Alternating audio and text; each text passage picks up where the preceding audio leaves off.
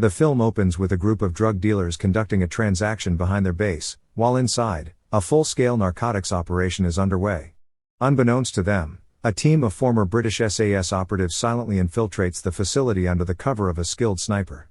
One by one, the soldiers eliminate the gang members with surgical precision. Outside, one of the dealers hears a suspicious noise, but his companions dismiss it. As he attempts to radio for backup, he receives no response. Suddenly, the lights cut out.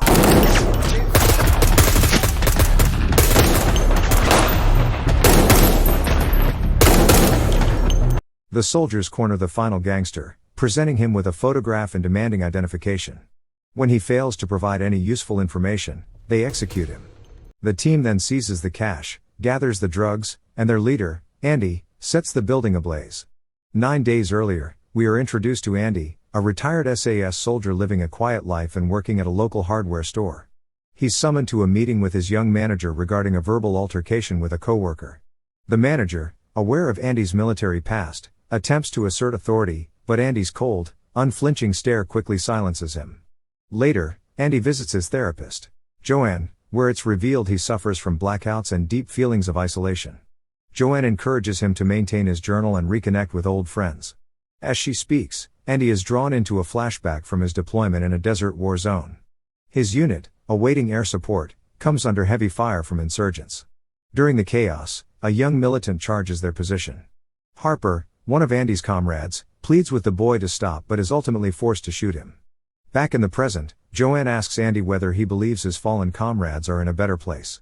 Andy responds with haunting clarity, the only thing he knows of death is the emptiness in their eyes. We then meet Andy's estranged daughter, Rachel, in a heated argument with her mother, Elaine, over her relationship with her boyfriend. Rachel insists she's 18 and free to make her own choices. Outside, her boyfriend Cassius, son of a powerful drug kingpin, waits to pick her up. He informs Rachel that he'll be leaving again soon for a family-related job, which frustrates her. He reassures her that he's saving money so they can eventually disappear together. The couple plans to get high, but first, Cassius needs to pick something up from his friend Harry. During the stop, Rachel realizes he's collected cocaine and expresses discomfort. Cassius insists it's for another friend, Tyler. They arrive at Tyler's place, where a group is already partying and using drugs. Shortly after, Cassius receives a call and abruptly leaves for work, asking Tyler to look after Rachel. Instead of leaving, Rachel stays and wanders into a room where several girls are using cocaine. They persuade her to try it, assuring her it's harmless fun. Succumbing to peer pressure, Rachel takes a hit, but suffers a violent seizure. The others watch in stunned silence, failing to act. Tragically, Rachel dies. Her funeral is held with Andy in attendance. Afterward, Elaine tells him he may take anything he needs from Rachel's room before her belongings are removed. Andy enters the room, overwhelmed by grief, and clutches her jacket. He notices Rachel's phone receiving messages from Cassius, but the device is locked. He takes it home, where more messages arrive, including one revealing a meeting location at Harry's. Now consumed by vengeance, Andy arms himself with a nail gun and prepares to confront those responsible. Meanwhile, Cassius arrives at Harry's place, where Tyler is also present. Inside the apartment, Harry and Tyler inform Cassius of Rachel's death.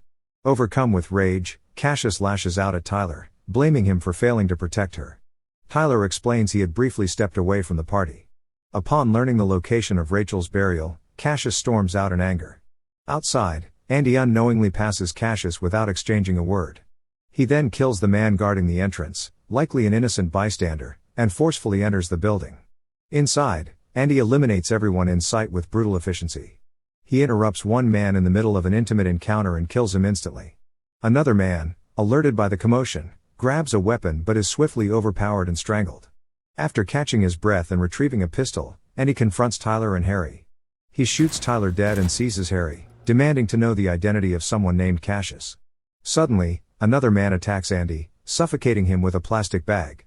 Harry grabs a gun and prepares to shoot, but both attackers are swiftly neutralized by Andy's former SAS comrades. Smudge, one of Andy's old teammates, drives the injured Andy home. During the ride, Andy confesses that his life feels shattered, burdened by guilt over his inability to save his daughter. Smudge speculates that Andy may be chasing the adrenaline of combat, using violence as an outlet for his grief, but wonders how he was even located. Back home, Andy, bruised and exhausted, burns his clothes. The next morning, he receives a call from Elaine, who realizes he took Rachel's phone. She urges him to let go of his vendetta. Andy asks for the phone's passcode, claiming he simply wants to see Rachel's face again.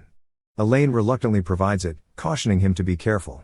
Upon unlocking the phone, Andy discovers a photo of Cassius and recalls seeing him the previous night. Fueled by vengeance, he begins planning his next move. Meanwhile, Cassius sits inside a corner store when a group of thugs enters and begins harassing him over his watch. He ignores them and leaves, but the men follow. Unable to tolerate the disrespect, Cassius confronts them in an alley and brandishes a knife. Just then, a car pulls up and a woman named Ava intervenes, holding the thugs at gunpoint and instructing Cassius to get in. Ava works for Lucian, Cassius' father. She reassures Cassius that Rachel's death wasn't his fault. The drugs Rachel consumed belonged to Lucian, but they had been tampered with, suggesting someone may be targeting Lucian's operation. Andy returns to his therapist, Joan, who asks why he joined the military.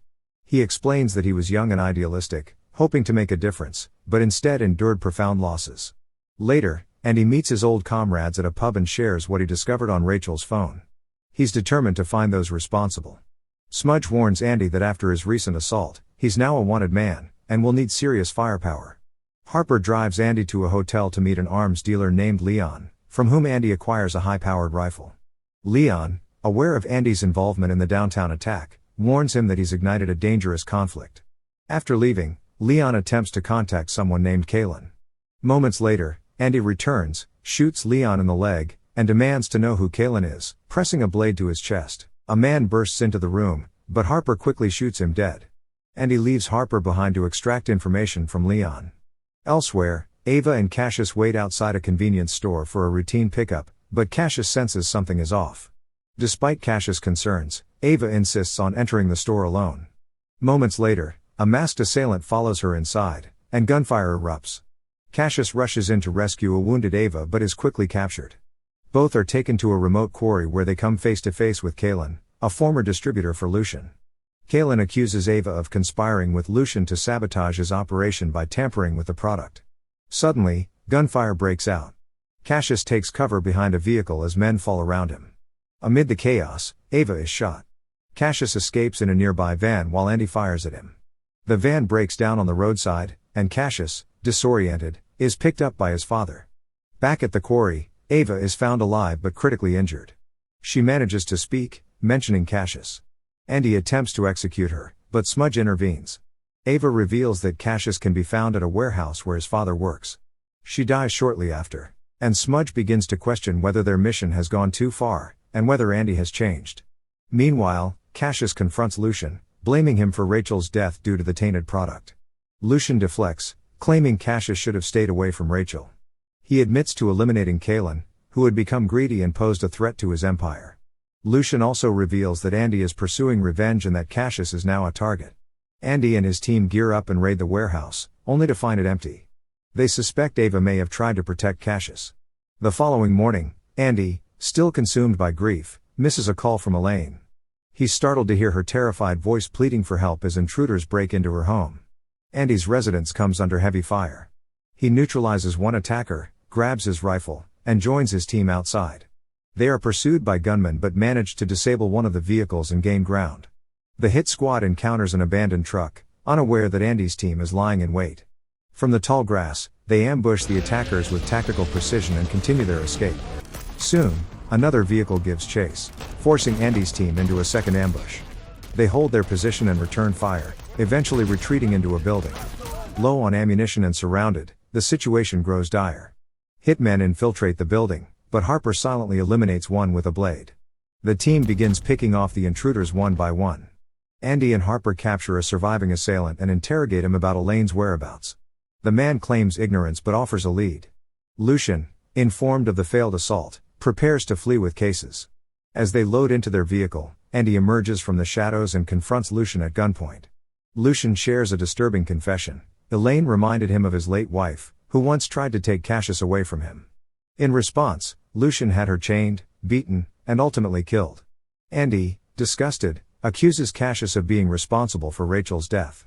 Lucian insists Cassius was innocent and reveals that Elaine's death was a consequence of Andy's actions. Enraged, Andy executes Lucian. Cassius, hearing the gunshot from his car, retrieves a weapon from the glove compartment. Andy returns to his team, declaring his revenge complete. That evening, the group gathers for dinner. Andy expresses doubt about leaving Cassius alive, uneasy about unresolved threats. His comrades dismiss the concern, viewing Cassius as a frightened boy.